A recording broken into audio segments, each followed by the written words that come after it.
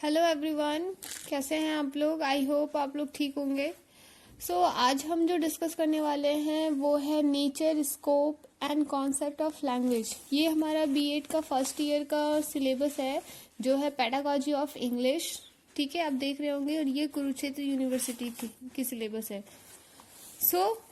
सबसे पहला हमारा जो लैंग्वेज क्वेश्चन है वो है define language and discuss the function of language. यह क्वेश्चन दूसरे तरीके से भी आ सकता है, what is the nature of language. चलिए तो देखते हैं इंट्रोडक्शन में क्या होगा। Language is one of the unique position of human beings. Means position means क्या होती है, पोजिशन मीन्स होल्ड करना। क्योंकि जो लैंग्वेज है यहाँ ये इस लाइन में ये बोला गया है कि जो लैंग्वेज है ना वो पूरी ह्यूमन बीइंग को होल्ड करके रखती है। सपोज आप मान लो कि अगर हमारे पास लैंग्वेज नहीं होती तो क्या आप एक दूसरे से कनेक्ट कर पाते।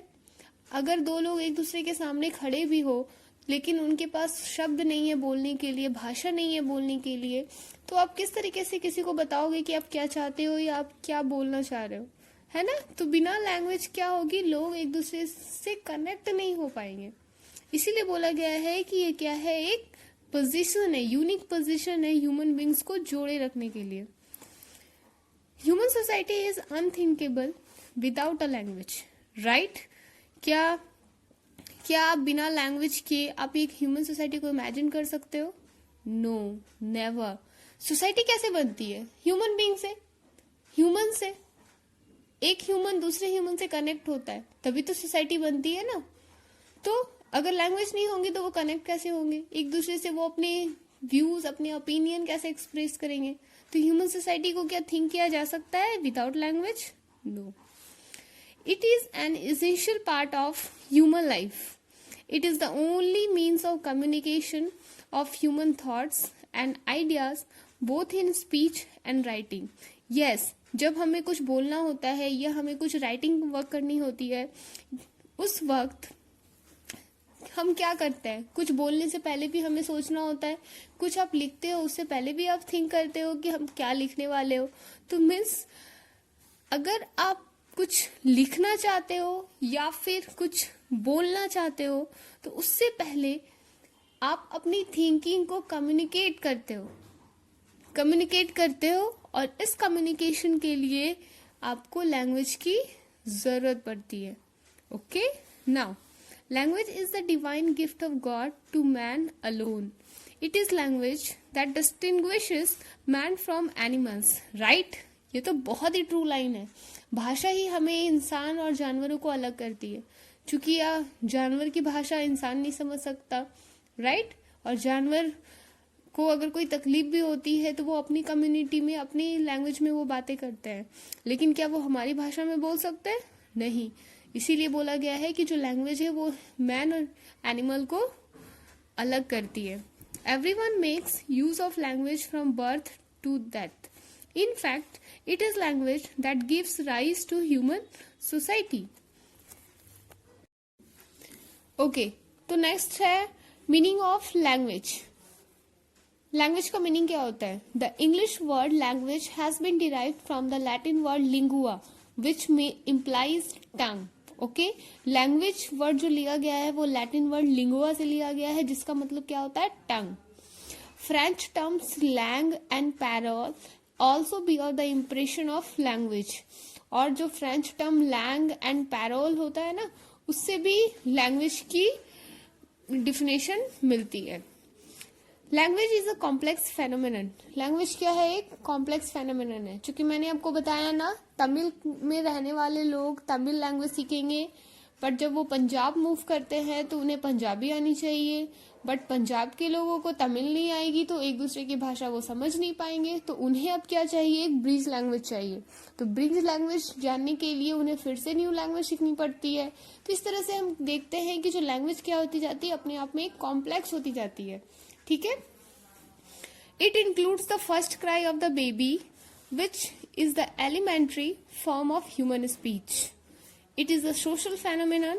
Language consists of letter, alphabet, words, idioms, syntax. It is through language that we learn to think, feel, judge and express in society. Obvious है ना, लैंग्वेज के थ्रू ही हम सोसाइटी में अपने ओपिनियन को, अपनी थिंकिंग को, अपनी जजमेंट को, हर एक्सप्रेशन को क्या करते हैं, एक्सप्रेस करते हैं. Language is the means through which the past heritage of ideas and actions are passed over to young generation. Obviously जो हमारे घर के जो बड़े होते हैं वो हमें अपने कल्चर्स, अपने एथिक्स, अपने वैल्यूज, अपने संस्कार, हर वो चीजें हमें अपनी ही भाषा में सिखाते हैं, है ना. तो ये जो लैंग्वेज है उन बड़ों के थ्रू उनके बच्चों में आती है और फिर उनके बच्चों के थ्रू वो उनके नेक्स्ट जनरेशन में पास ऑन होती है. ओके. तो अब देखते हैं डेफिनेशन ऑफ लैंग्वेज. चूंकि बहुत से ऐसे लिंग्विस्ट हैं जिन्होंने अपने अपने अकॉर्डिंग कुछ डेफिनेशंस दी है लैंग्वेज की. लिंग्विस्ट किन्हें कहा जाता है? Ones who knows so many languages are called linguist. जो लैंग्वेज एक्सपर्ट होते हैं ना, those are called linguist. So many language के अकॉर्डिंग बहुत सारी ऐसी डेफिनेशंस हैं. फर्स्ट है अकॉर्डिंग टू ओ जेसपर्सन. उनके अकॉर्डिंग क्या है? Language is a set of human habits. Human habits की एक सेट होती है, एक ग्रुप होता है, जिसका क्या पर्पस होता है? The purpose of which is to give expression to thoughts and feelings. जिसका मतलब ह्यूमन हैबिट्स का एक सेट होता है जिसका पर्पस है हमारे थॉट्स और हमारे फीलिंग्स को एक्सप्रेस करना. Okay. According to Henry Sweet, language is the expression of ideas by means of speech, sound combined into words. मतलब हमारे जो स्पीच और साउंड्स है ना, उसमें छिपी हुई एक आइडियाज है जिसे हम एक्सप्रेस करते हैं अपने शब्दों के रूप में. According to Henry Sweet. R.A. Hall जो एक लिंग्विस्ट थे, उनके according it is the instruction which by humans communicate and interact each other by means of habitually used oral auditory system. ये ओरल ऑडिटरी सिस्टम क्या होता है? Oral बोलना, auditory सुनना, सिंबल एक्सप्रेस करना. ठीक है. इसे ब्रेक करके आप इसकी मीनिंग समझो तो आप समझ जाओगे. It is the instruction which by humans communicate. यह एक इंस्ट्रक्शन है, एक टूल है, एक मीडियम है जिसके थ्रू लोग क्या करते हैं? अपने हैबिट्स को एक्सप्रेस करते हैं, लिखकर, बोलकर, वर्ड्स के रूप में सिंबलाइज करते हैं. ओके. इसी तरह से आप देखोगे कि according to Oxford English dictionary, John Dewey, Bloch and Trager, Gray, बहुत से ऐसे लिंग्विस्टिस्ट है जिनके अकॉर्डिंग अलग अलग डेफिनेशन दी गई है लैंग्वेज की. तो आप इसमें से किसी भी साइंटिस्ट का, किसी भी लिंग्विस्ट का डेफिनेशन आप एग्जाम में लिख के आ सकते हो. मैंने मेन और इजी पॉइंट जिनके थे मैंने आपको दिखा दिया. ठीक है. जो कि था R.A. हॉल, हेनरी स्वेट और O. जेसपर्सन. ठीक है. ये थोड़े इजी वर्ड्स, इजी लैंग्वेजेस में दिए गए हैं इनके डेफिनेशंस, तो आप ये भी लिख के आ सकते हो. सो नेक्स्ट है हमारा नेचर ऑफ लैंग्वेज. फर्स्ट क्या होगा? Language is learn by conscious effort. Conscious effort means जो हम बिल्कुल एक अवेयरनेस के साथ करते हैं. हमें पता होता है कि what are the words that are using by us. Means हमें ये पता होता है कि हम क्या एक्सप्रेस करना चाह रहे हैं, क्या बोलना चाह रहे हैं, क्या लिखना चाह रहे हैं. ठीक है. तो उसे अपने कौन से शब्दों में उसे एक्सप्रेस करना है. इसलिए बोला गया है कि लैंग्वेज क्या होती है? एक कॉन्शियस एफर्ट होती है. Language is a complex system like the human body. Obviously मैंने आपको बताया ना, I have told you earlier कि how it is the complex phenomena. चूंकि लोग अपनी लोकल लैंग्वेज को सीखते हैं, उसके बाद जब वो विजिट करते हैं या मूव करते हैं दूसरे स्टेट में, तो उन्हें स्टेट लैंग्वेज भी सीखना पड़ता है. साथ ही उन्हें थोड़ी देर के लिए, या फिर आप बोल सकते हो कि एक ब्रिज लैंग्वेज की भी उन्हें जरूरत पड़ती है, सो दैट कि वे कम्युनिकेट कर सके दूसरे स्टेट के पीपल के साथ. इस तरह से ये क्या है? ह्यूमन बॉडी की तरह ही कॉम्प्लेक्स सिस्टम है. Language is symbolic system of words. Obviously हमने A to Z अल्फाबेट सीखा, हिंदी के लेटर सीखे, है ना. तो सारे लेटर्स को किस तरीके से ऑर्गेनाइज करना है, सिस्टमेटिकली कौन से लेटर्स को किसके बाद लिखना है, ये सारी चीजों को हम क्या करते हैं? सिस्टमेटिकली सीखते हैं. तभी तो हम एक शब्दों को एक प्रॉपर वर्ड्स बनाना सीख पाते हैं ना.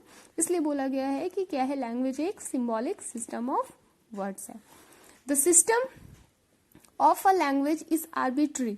Arbitrary means random. अब रैंडम मीन्स क्या हुआ, मतलब कि डिफरेंट सोशल ग्रुप के जो लोग हैं ना वो डिफरेंट लैंग्वेज यूज करते हैं, बस इसका यही मतलब हुआ। Random means different social group के पीपल डिफरेंट लैंग्वेज यूज करते हैं। Language is living, language is unique, it's a subject of skill. Obvious, आप अगर इंग्लिश लैंग्वेज सीख रहे हो तो आपकी इंग्लिश में, इंग्लिश की जो स्किल है, इंग्लिश सब्जेक्ट की जो स्किल है वो क्या है, उसमें पकड़ आपकी स्ट्रांग हो रही है। अगर आप तमिल सीख रहे हो, अगर आप हिंदी सीख रहे हो, बंगाली सीख रहे हो, दैट मीन्स कि you are becoming the expert in that particular language, right. वही बताया गया है, language is a subject of skill. Language relates to the culture. Obviously जो तमिल बोलेंगे वो तमिल कल्चर के होंगे, जो बंगाली बोलेंगे वो मोस्टली बंगाली कल्चर के होंगे, है ना। दूसरे स्टेट के लोग दूसरे स्टेट की भाषा बोल सकते हैं, तमिल के लोग बंगाली सीख सकते हैं, बट अगर आप उनसे डीपली कॉन्वर्सेशन करोगे तब आप देखोगे कि एक इंसान क्या है ना, अपने कल्चर लैंग्वेज में ही कंफर्टेबल हो पाता है। जैसे कि आपने एक स्टोरी सुनी होगी ना, एक सियार होता है जो कि शेर की खाल पहन लेता है और सोचता है कि वो शेर है, बट जब मुसीबत आती है तो वो हुआ हुआ करना शुरू कर देता है, मतलब वह अपनी भाषा में चिल्लाना शुरू कर देता है। तो वैसे ही कहीं ना कहीं इंसान के साथ भी होता है कि हम कितनी भी न्यू लैंग्वेज सीख ले, बट हम जो कंफर्टेबल, एक कंफर्ट जोन हमें मिल पाता है वो हमारी खुद की लोकल लैंग्वेज में ही मिलती है। नेक्स्ट क्या है, language is ever changing. Obviously language क्या होती है, चेंज होती रहती है। हम अपने कंफर्ट जोन के अकॉर्डिंग या फिर अपने रिक्वायरमेंट के अकॉर्डिंग लैंग्वेजेस को सीखते हैं। Language is conventional and traditional and a result of evolution. Means language क्या है हमारा as a result of evolution भी है, चूंकि आपको पता होगा कि जो हमारे पूर्वज थे आज से बहुत ही 100 साल पहले, आप बोल सकते हो, या 200 साल पहले जो होमोसेपियंस थे उन्हें कुछ भाषा नहीं आती थी, है ना, वो इशारों में बातें किया करते थे। बट जैसे जैसे इवोल्यूशन होता गया, डेवलपमेंट होता गया, हमारी भाषाएं बनी, हमने कपड़ों को पहनना सीखा, हमने हथियार चलाना सीखा, हमने फायर सीखा, हमने खेती करना सीखा। इस तरह से जैसे जैसे हम लोगों से कांटेक्ट में आते गए, हमने चीजें सीखती गई, हम चीजें सीखते गए हैं, वैसे वैसे हमारे शब्दों का भी डेवलपमेंट होता गया और हम नई नई लैंग्वेजेस भी सीखने लगे। Language is a system of sound which is based upon certain degree, pitch, stress and intonation. Language is a system of systems. Okay, तो ये क्या था, ये है नेचर ऑफ लैंग्वेज। ओके, तो नेक्स्ट है हमारा फंक्शन ऑफ लैंग्वेज। लैंग्वेज का फंक्शन क्या है, पहला क्या होगा, एक्सप्रेसिव फंक्शन, दूसरा डायरेक्टिव, तीसरा कम्युनिकेटिव एंड चौथा है preservative, fifth is aesthetic, next is informative and the seventh is directive function. तो पहले हम देखते हैं एक्सप्रेसिव फंक्शन। एक्सप्रेसिव फंक्शन में मेनली इसका जो शॉर्ट समरी अगर मैं आपको बताना चाहूँ तो ये है कि हमारी जो लैंग्वेज होती है ना, वो हमारी फीलिंग्स को, हमारे आइडियाज को, हमारे थॉट्स को, हमारे माइंड में उठने वाले हर वो फीलिंग्स जो हम दूसरों के सामने एक्सप्रेस करना चाहते हैं, उसे एक्सप्रेस करने में हमारी हेल्प करती है। Okay, we can express our views, thoughts, emotion with the help of language, and it helps in the process of interaction of two individuals, और साथ ही वह दो individuals के बीच interaction का भी काम करती है। Okay, language is that form of communication in which the speaker and the person addressed are identified in one person। Yes, क्या बताया गया है, लैंग्वेज क्या है, वह फॉर्म ऑफ कम्युनिकेशन है जिसके थ्रू एक स्पीकर दूसरे पर्सन को एड्रेस करता है और उसे आइडेंटिफाई करता है। ओके, और वह कौन कौन से तरीके हो सकते हैं, जिन तरीकों से, जिस मीडियम से लोग अपने एक्सप्रेशन को व्यक्त कर सकते हैं, एक्सप्रेस कर सकते हैं, वह ओरली हो सकता है, बोलकर या रिटन, लिखकर, या फिर सिंबॉलिक, या फिर इशारों से। ओके, तो एक्सप्रेसिव फंक्शन में आपने क्या देखा, चूंकि इसके नेम में ही लिखा हुआ, छिपा हुआ है, देखिए एक्सप्रेसिव मीन्स एक्सप्रेस करना, और हम क्या एक्सप्रेस करते हैं, अपने thoughts, beliefs, views, opinion, okay. एंड किन किन तरीकों से? 3 तरीकों से, 3 तरीकों से, oral, written and symbolic. Okay, तो जो नेक्स्ट फंक्शन है हमारा वो है डायरेक्टिव फंक्शन। डायरेक्टिव, चूंकि आप नेम में ही देख रहे होगे डायरेक्टिव टर्म लिखा हुआ है ना, तो डायरेक्टिव मीन्स डायरेक्टिव से ही आया है डायरेक्शन, डायरेक्शन देना। लैंग्वेज क्या करती है? It helps us in giving the direction. और जैसे कि फॉर एग्जाम्पल आप बोल सकते हो, जैसे कि एक टीचर जब किसी स्टूडेंट को टीच करते हैं, पढ़ाते हैं, तो ये एक टीचर की रिस्पॉन्सिबिलिटी होती है कि वो अपने स्टूडेंट को यह बताए या यह सिखाए कि किस तरीके से उनके द्वारा पूछे गए क्वेश्चन के आंसर्स का उन्हें रिस्पॉन्ड करना है, आंसर्स का रिप्लाई करना है।